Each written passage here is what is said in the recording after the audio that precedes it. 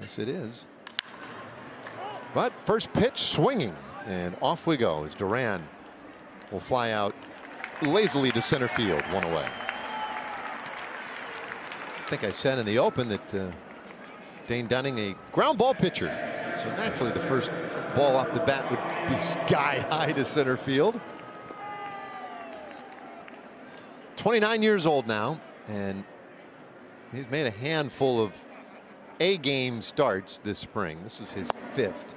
Oh, and he sneaks one in right at the bottom of the zone there at 92 miles per hour.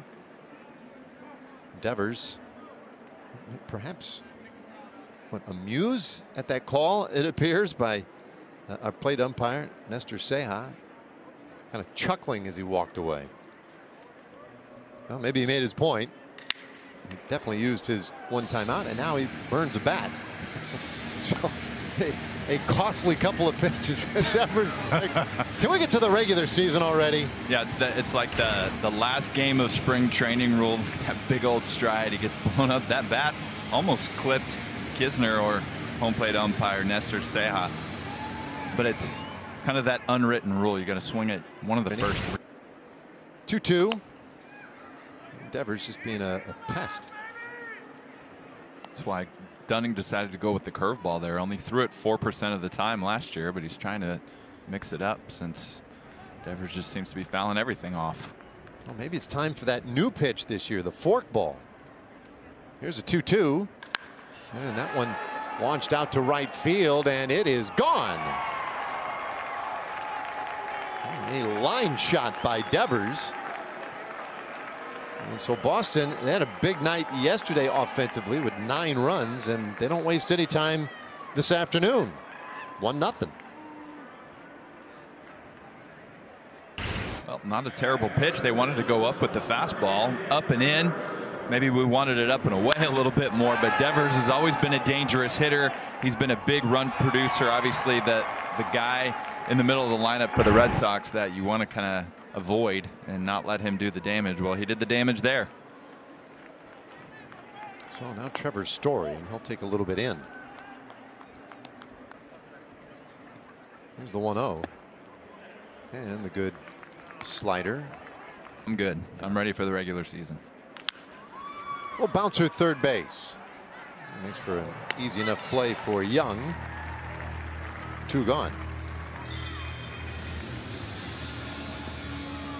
Just a relief to see Josh Young playing games. We saw him last night. He got in his first game Saturday.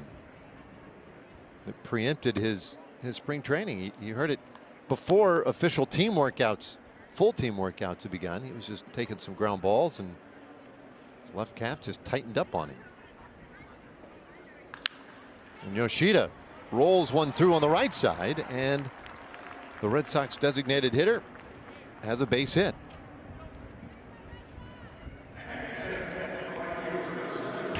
Looked like a sinker down in the zone, not hard contact by any means. Rolls over a pitch that's down and away, and as of last year with no more shift, seeing a lot of those balls get. He'll be on the opening day roster. Good athlete, and he takes a strike from Dunning. I think this was a big pickup for the Red Sox, and just trying to turn their offense around. 286 with 34 home runs in 2021, so he's capable of a lot. He bounces to shortstop, and the force out at second ends the inning. Boston gets that first run of the game, though. Now the Rangers come to bat. 22 home runs, so maybe we'll see a home run ball here or there. Ball and 2 strikes on Semien. He will begin the year in the minor leagues. Not going to break camp with a big club. 1-2 pitch. Just a little low. Got a very nice spring. And hits this one out to center field. Rafaela, great speed coming in, but he can't get to that one. And Marcus has a bloop single to center. Marcus gets a, I don't know if I'd say, about to say he gets a hold of it. He taps a little slider that stays up, maybe a little bit outside the strike zone, off the end of the bat, and just gets it out into center field to lead off the game with a single. Yeah, nice time. Here's the 1-0. And that'll even things up. Although if you're wanting to look at the irony, wasn't it last year in Game 5 where I think Gallen threw him it was fastball or something down and away, and they were had a modified shift, and he kind of flew open on one, and it got off the cap of the bat and kind of ding. That was like right in the midst of the Rangers starting their rally. This one into short left field, and the Sun, a little bit of a challenge out there for Duran, but he makes the catch. One away. I say a little bit of a challenge. He might have more to say about that after that experience. Yep. A lot of times the Sun will start in left field and it'll move around, and you could tell once the ball got to its peak that Duran was fighting it a little bit, and you can tell just by looking at where his shadow is. One way or the other. I would anticipate those numbers going up again this year. Oh, a swing and a miss. Carter couldn't quite. His first stolen base attempt. Obviously, ball's fouled back, so it wasn't an official attempt. But you see him going. A lot of guys, even if they steal bases during the regular season, they're not guys that are going to run early in spring training as they're getting their bodies acclimated. But last exhibition game before the season starts, so trying to bring everything together. A little bit up here to Garcia. Well, correct me if I'm wrong, but base running is stolen bases. That is, guys who really lean on that. It's really hard on the body, right? It is, and that's why you'll see, say, a guy like Mike Trout. He's struggled with injury in recent years after staying healthy. Hard smash to shortstop. He'll go the short way to get Semien, and the inning is done. So Rangers leave a man. We go to the second, 1-0. We get 10 guesses other than Dane Dunning. Yeah, if you follow the Rangers closely, it's probably something that you know. But if you don't, it would be easy to guess somebody like an Andrew Heaney or, Evaldi if you didn't remember the fact that he was down for a little while toward the end of the season. Dunning fielding his position. Takes care of Valdez, one away. I think that glanced off of him. That's definitely not what you want to see in your last tune-up before spring training. It could have gone off of his glove. We'll take a look at it. That high view. Yeah, it went off of his glove. But that's the last thing that the coaching staff wants to see. 3 innings, 4 innings. Sometimes it would just be 1 1/3. But a lot of times you would see the 3 1/3, and then makes that first start on May 5th, and then you start to see the 5 and the 6 innings. And from my point of view, something that I was thinking of, I think we may have talked about it in Cincinnati last year, is you remember a few years ago how he had such problems in the first inning. Yeah. And maybe because it wasn't the first inning of the game, even though every pitcher, once you step out there, there's those initial butterflies that you have to get through. But maybe it's just something with that first inning that he didn't have to pitch it. He was able to get through it.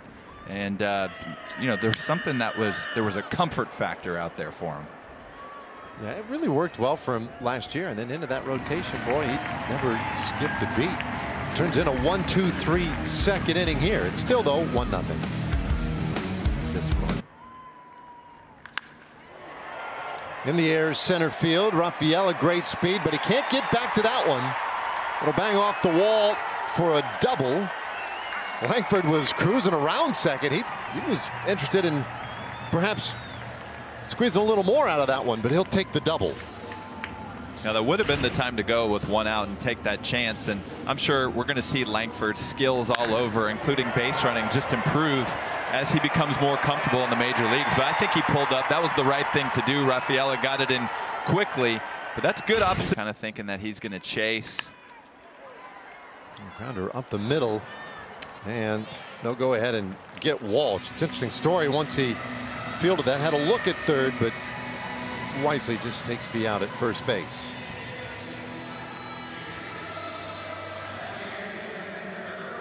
So 2 gone. Andrew Kisner now will be the batter. Rangers backup catcher. And that was one of the few questions really at spring this year or in this offseason, was who would back up Jonah Heim.